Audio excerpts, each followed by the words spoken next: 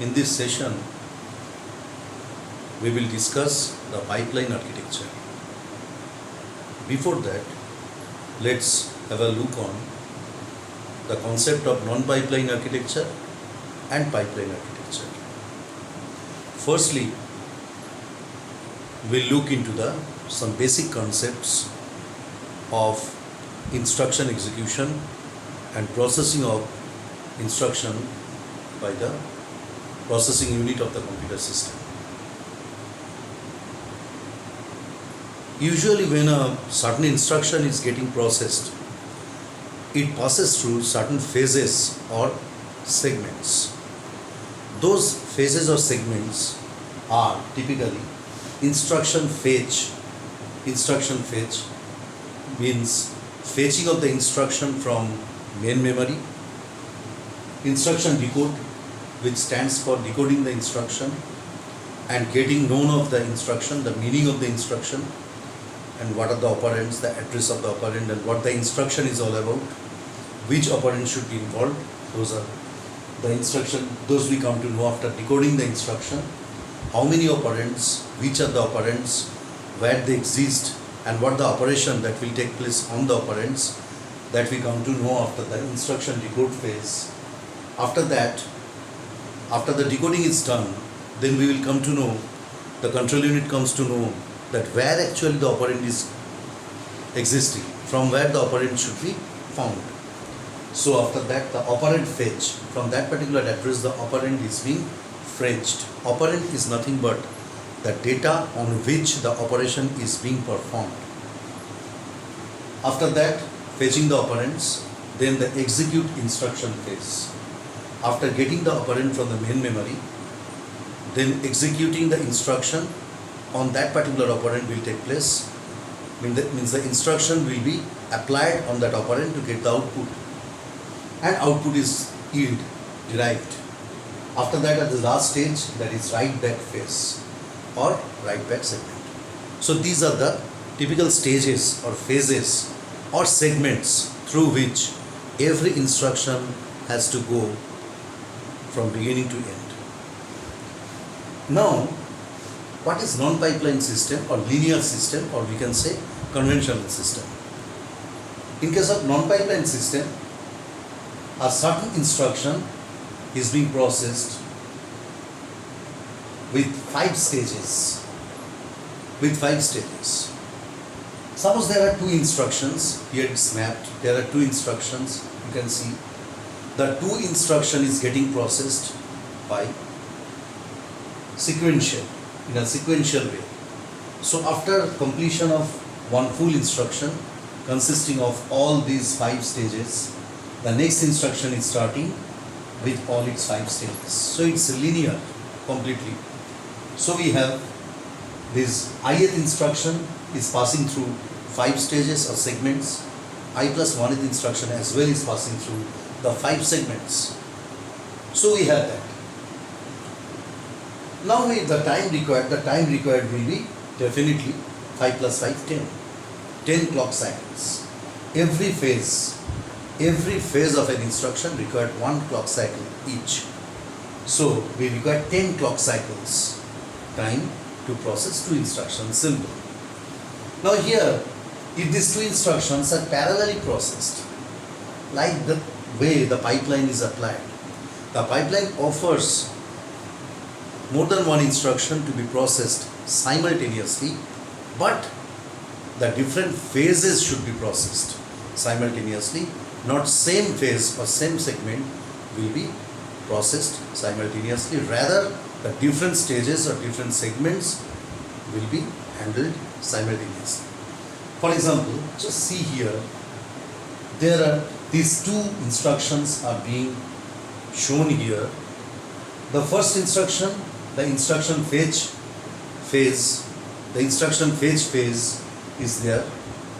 After that, the first instruction decode phase, it enters into the instruction decode phase. At the same time, the second instruction starts with the instruction fetch. Then, when first instruction goes from instruction decode to the operand fetch stage, at the same time, the second instruction transfers from instruction fetch to instruction decode phase. Similarly, we can see parallelly in the second clock cycle, two instructions to different segments are being processed simultaneously. The instruction decode phase of the first instruction and instruction fetch phase of the second instruction is simultaneously being processed. Similarly, in the third instruction, if we bring a third instruction, then whenever the instruction fetch of the second instruction is done, then the third instruction in the third clock cycle, the third instruction will start with its first phase, that is instruction fetch phase. So in the third clock cycle, three operations can be performed simultaneously. The operand fetch segment of the first instruction, the third clock cycle, we can see all the three instructions, certain phases are being processed simultaneously. Okay, the instruction 1, the ith instructions, okay, the ith instructions, operand fetch phase, I plus 1th instructions, instruction decode phase, I plus 2th instruction, instruction fetch phase. These three phases are actually running simultaneously of these three different instructions. Three different phases of these three different instructions are acting simultaneously, are being processed simultaneously. So the total time required will be less because the parallel processing is being performed. The different instructions are being processed simultaneously, but the different segments or phases are being processed simultaneously, not the same. Still, we require the time total. The number of phases is 5. The number of instruction is 3. So we require, instead of 5 plus 5 plus 5, 15, we require 5 plus 1 additional for the second instruction, 1 additional for the third instruction. So it comes 7. So total clock cycle time requires 7, because in this case the parallel processing is being performed. The simultaneous processing of different instructions, different phases are being performed. For example, once again, in the fourth clock cycle, the execution segment of the first instruction is being processed. At the same time, the operand fetch segment of the second instruction is being getting processed. At the same time, in the fourth clock cycle only, instruction decode phase of the third instruction is getting processed. So three different phases or three different segments of three different instructions are being processed in a given clock cycle. So by doing so, instead of having 15 clock cycles, the total time reduced to 7 clock cycles only. With the 7 clock cycles, all the three operations are being performed. So this is the basic and central idea of the pipeline, and this is how it offers the benefit to the processing in terms of time. Now, so we have this. Now suppose there are 6 instructions. There are 6 instructions, and these are the different phases.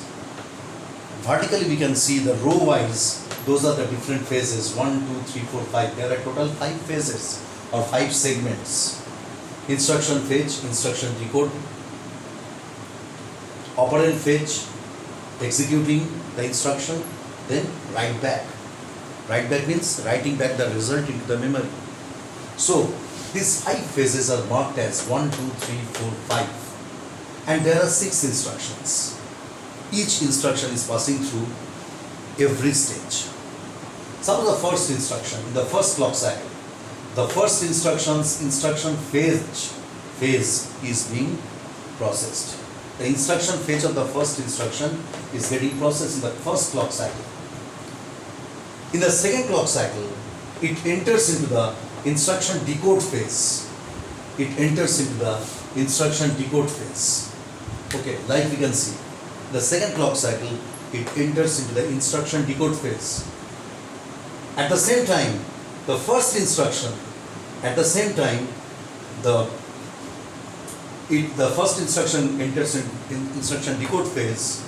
Okay, and another instruction, the second instruction, T2, the second task or second instruction, enters into the instruction fetch phase. So the instruction fetch of the second instruction, instruction decode of the first instruction these two different phases of two different instructions are getting processed simultaneously in the second clock cycle. In the third clock cycle, the first instructions enters into the operation phase, operand phase. The first instruction enters into the operand phase, the first instruction. At the same time, in the third clock cycle, what happens? The second instructions entered into the instruction decode phase. Okay, instruction decode phase, and the third instruction is entering into the system with its first phase, instruction fetch. So in the third clock cycle, we see three simultaneous tasks are being performed. The instruction fetch phase of the third instruction, at the same time third clock cycle. In the third clock cycle, it's the third instructions instruction fetch phase simultaneously, second instructions instruction decode phase simultaneously, first instructions operand fetch phase. Similarly, in case of fourth clock cycle, four tasks are being performed simultaneously or parallelly. The first instruction enters into the fourth phase, that is execution phase, while the second instruction enters into the third phase, that is operand fetch phase. Okay. The third instruction enters into the instruction decode phase. The fourth instruction enters into the instruction fetch phase. So four tasks of different instructions are being performed at the same time, given time, that is fourth clock cycle. In this way, we have this. So total time taken will be 10 clock cycles. We can see total time taken will be 10 clock cycles, as we can see. If it would be processed linearly in a non-pipelined way, then how many total number of clock cycles would be required? Total how many tasks are there? 6 tasks. Each task should pass through 5 stages. So if it would be processed linearly, then how many total number of phases should be required? 5 into 6, 30. Total 30 stages or phases should have been required if it would be processed in a linear way. And the total clock cycle would require 30 clock cycles would require. The 30 clock cycles would be required. But here, in case of pipeline system, in case of pipeline, the total number of clock cycles required is much less, that is 10. So actually, we have the how to find out the number of total clock cycles required in the pipeline. It's a very simple thing to have a rule of that. So we have the first, suppose for example, for the first instruction, we can say, for the first instruction, it should require all the 5 stages. It should require all the 5 stages. First instruction, there are 6 instructions. The first instruction should pass through all the 5 stages. So 5 clock cycles are required for it. 5 clock cycles. For the next one, that is second. Okay, what we require? We require 1 extra. So in this way, at the end, we require, suppose for example, from these we can have a look on these. Suppose the first instruction needs 5 phases or 5 clock cycles. It requires to complete its execution. The first instruction requires 5 clock cycles to complete its execution. The second instruction requires only 1 additional clock cycle, because these parts are being processed simultaneously with the first instruction. So there is no extra time required. The additional 1 unit of 1 clock pulse or 1 phase is required for that, for the second instruction to be processed. For the third instruction, again additional 1 clock cycle will be required. So the total number of phases, how many clock cycles required for total processing? The total number of phases for the first instruction or total number of clock cycles required for the first instruction, and then for the remaining n-1 instructions, 1 additional clock cycle each. For the first instruction, it requires all the 5 clock cycles, means all the number of phases it should go through. That's why it requires all k number of clock cycles and remaining n minus 1 number of instructions would require one additional clock cycle each. So it will be k plus n minus 1 into 1. So simply it is k plus n minus 1. So simply to write k plus n minus 1. So it is total clock cycle time will be k plus n minus 1. So k plus n minus 1. Here also same thing. 10 clock cycles are required to process all these things. So we have, what is n here? N is total number of tasks. That is 6. K is total number of segments or phases. That is 5 here. So 6 plus 5 is 11, minus 1 is 10. So 10 clock cycles are required here. As we can see, n plus k minus 1 or k plus n minus 1. So we require 10 clock cycles only to process that particular thing. Now we have this. Firstly, we have to look into some other things like the time duration to process a whole instruction, including all its stages, involving all its stages or phases or segments, is suppose Tn. Tn is the time to process the whole instruction. Okay, involving all its phases or stages. Tp is the time that is called phase duration. Duration of a single phase only, either write back or execute or operand fetch or instruction decode or instruction fetch. Any particular given phase, the time required is Tp. Now we have another time, suppose firstly the instruction is fetched, then the instruction is entered into the instruction decode phase, then it enters into the operand fetch phase, then it enters into the execution phase, then write back. So a certain instruction, after getting fetched, it passes through several segments. In between each two segments, there is a latch or flip-flop. In between each and every stages, there are latches or flip-flops. Okay, there is a delay associated with it, because whenever the data passes through latch, there is an input-output delay. There is always a delay from the time of applying the input to the time of producing the output. So that is called normal latch delay. So this particular line actually represents the latch delay. So this is the normal phase duration or phase delay and latch delay. So the total time, the total phase duration we can calculate as phase delay plus latch delay.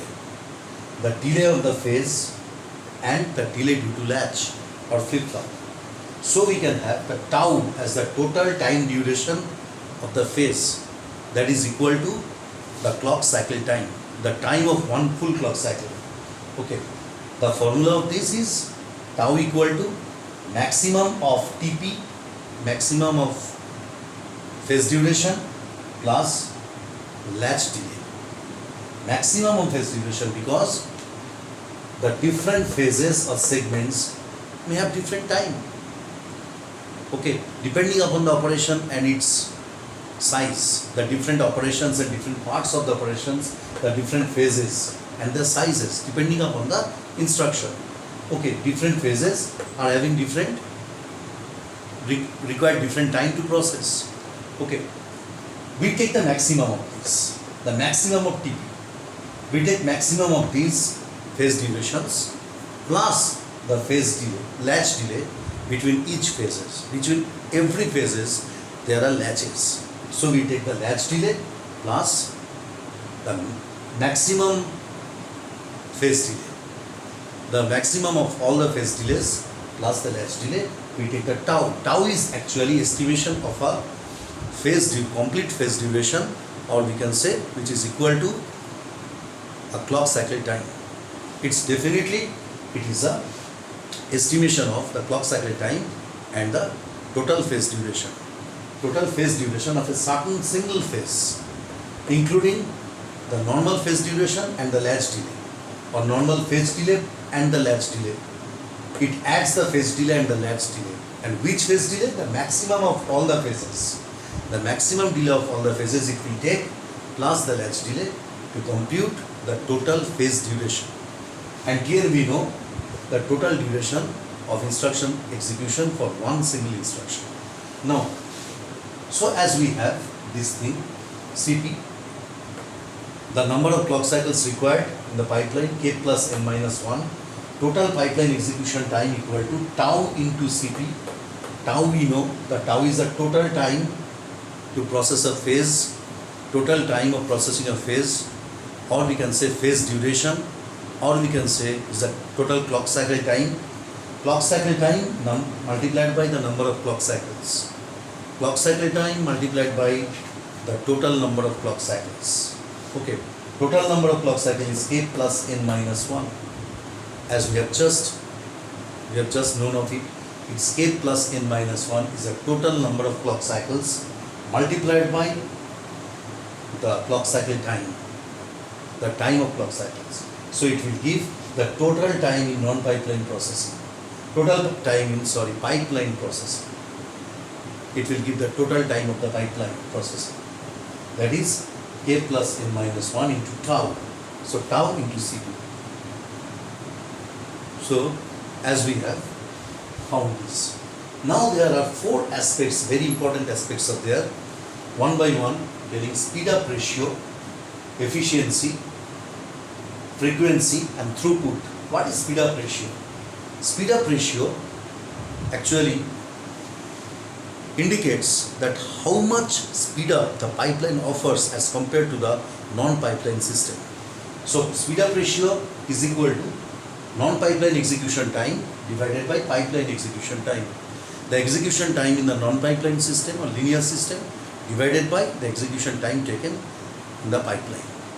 So it is n into Tn. Tn we know the time to process a full instruction, and n is the total number of instructions. So definitely the non-linear execution time will be n into Tn divided by pipeline execution time. As we have found out, pipeline execution time here, the total pipeline execution time is k plus n minus 1 into tau.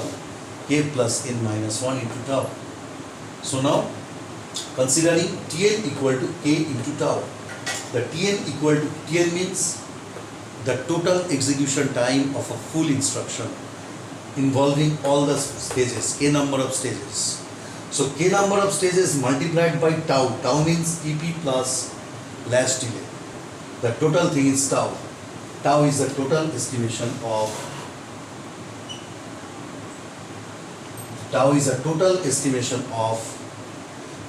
time to process a complete phase, a particular phase, or we can say the total time required to process a phase, which is equal to the clock cycle time.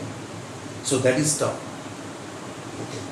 So what we have, it is k plus n minus 1 into tau. So it's the total pipeline execution time. So now we have Tn equal to k into tau. Why? Tn means the amount of time to process one full instruction involving all the phases, and each phase we require tau as a time, and there are k number of phases. So definitely Tn equal to k into tau, definitely Tn equal to k into tau, because Tn means the time taken to process a full instruction involving all the phases. If there are k number of phases, and if each phase requires tau amount of time to be processed completely, including the latch delay, so we have Tn equal to k into tau. Substituting that in the equation, we have the speed up equal to n into k into tau divided by k plus n minus 1 into tau, as we can see, and tau cancelled. After that it becomes n into k divided by k plus n minus 1. So that is the speed up ratio, normal general form of speed up ratio, n into k divided by k plus n minus 1. Now efficiency. Efficiency is nothing but speed up ratio per segment. Speed up ratio per segment. In each segment, the speed up ratio when estimated for each segment, it is the measure of efficiency. The efficiency is measured as the speed up ratio of a certain segment or a single segment. So we have to find out by the speed up ratio divided by k. By dividing by k, we have n by k plus n minus 1 as efficiency. Efficiency is speed up ratio divided by k. This is speed up ratio of one single phase, and there are k number of phases, we know, k number of segments. Now as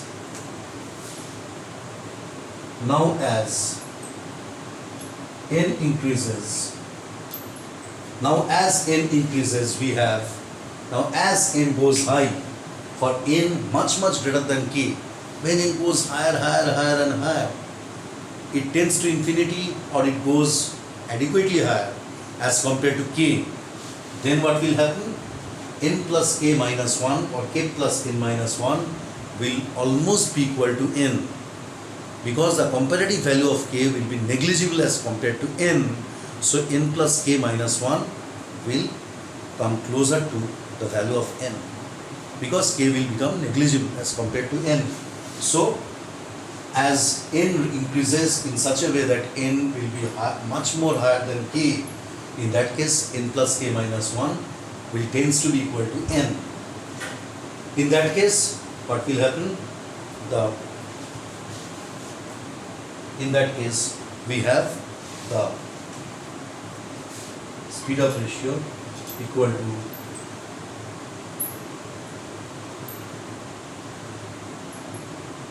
n into k by n, so equal to k. Speed up ratio equal to n into k by n equal to k. So speed up ratio will be n into k by n. We substitute that, the speed up ratio, n by k plus n minus 1. So we have n into k by n. So speed up ratio n into k by n. So n into k, this will be equal to n almost. So n into k by n equal to k, and efficiency equal to n divided by n. Efficiency equal to n divided by n. Why efficiency equal to n divided by n? Because we have efficiency equal to n divided by k plus n minus 1. So when n goes higher, much higher as compared to k, k plus n minus 1 will be almost equal to n. So it will be n by n, that is 1. So when n goes higher and higher, then the speed up ratio approaches k. K means number of segments. Speed up ratio, the comparative speed of a pipeline, pipeline with respect to non-pipeline system, okay, will tends to be equal to the number of phases or number of segments. As we increase the number of segments, the speed up ratio will increase, because speed up ratio will approach to the number of segments only as n goes higher as compared to k. So this is the highest value of speed up ratio. The speed up ratio has the highest value, that is k. The speed up ratio is having the highest value, that is k. K is the highest value of the speed up ratio. Okay, as n goes adequately higher and so much higher that the k appears negligible as compared to n. Okay, and efficiency equal to 1. The highest value of efficiency is 1. This is the highest value of efficiency. When n goes higher in such a way that k appears negligible in front of n, in that case the efficiency is n by n equal to 1. We can also write here the speed up equal to Tn divided by tau. Tn divided by tau. Why you can write?